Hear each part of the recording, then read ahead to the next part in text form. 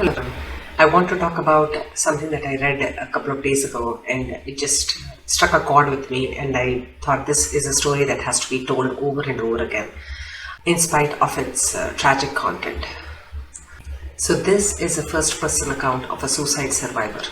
Suicide survivor is one who actually survives the suicide of their loved ones. So here is this brother who is talking about Jordan, the guy who commits suicide because of his struggle with mental health. So let's look at this. The portrait of two brothers is just an amazing collage of pictures, and I have two boys myself, so I just when I see these kids smiling, it just makes me so happy. And the love of the older brother for the younger one, it's just so amazing. So the younger brother, he is the one, Jordan, who ends up taking his own life. So let's see what Patrick has to say. And Jordan is the one who committed suicide. So again, a trigger warning, guys. This first person column contains details about suicide. So Jordan D. Bellin is the 26-year-old child who commits suicide, and Patrick finds him in his apartment, and it is too late to stop his suicide. He was 26 years old. So Jordan is the younger brother, and Patrick is narrating this as a suicide survivor.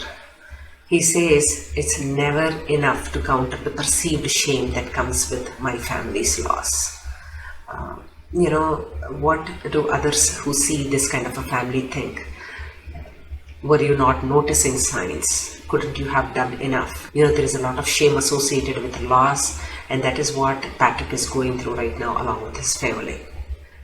So growing up, Jordan and I used to talk all the time about suicide and our struggles with mental well-being.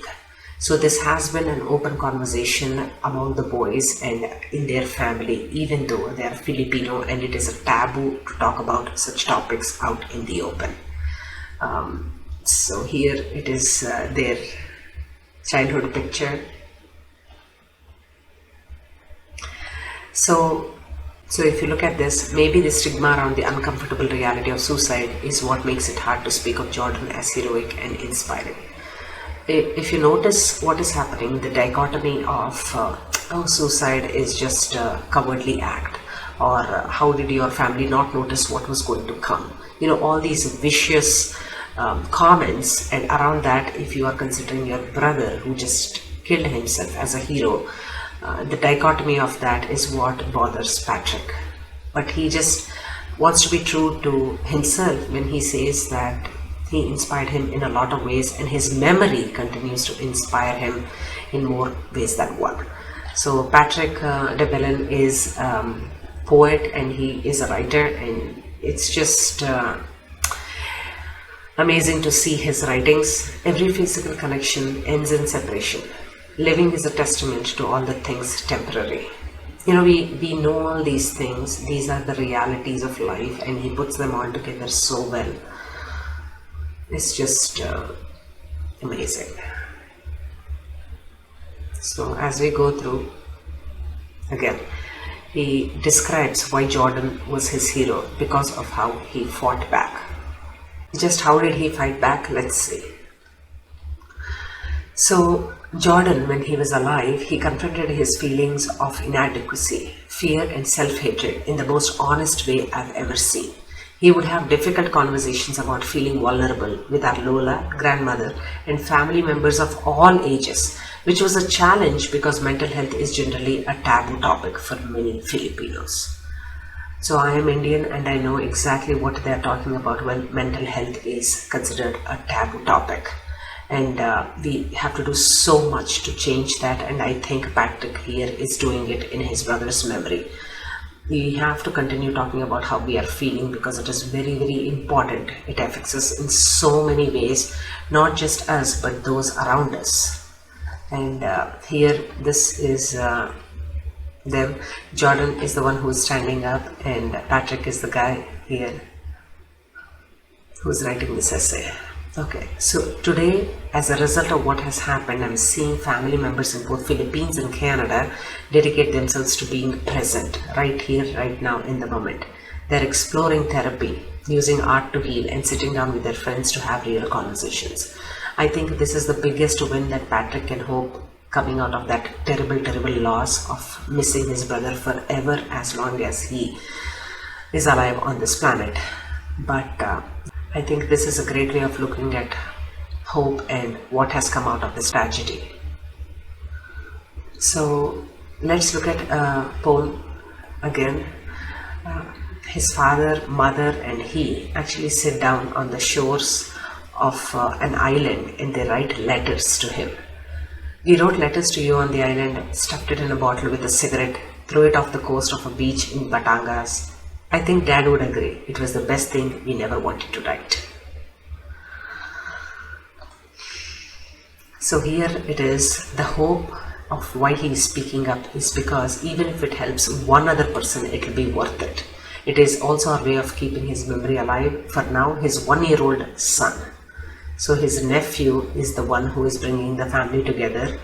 And my nephew will have plenty of stories about his pops instead of only the story of his suicide.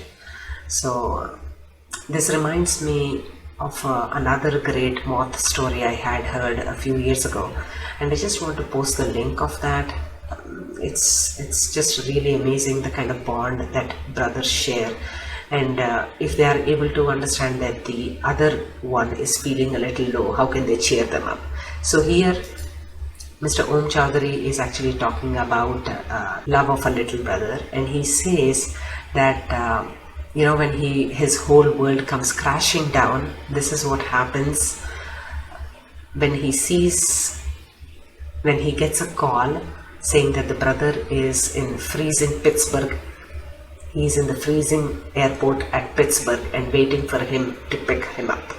At that point, they were just miles and miles away across continents, and then the little brother just shows up in a matter of less than 48 hours to cheer up his older brother.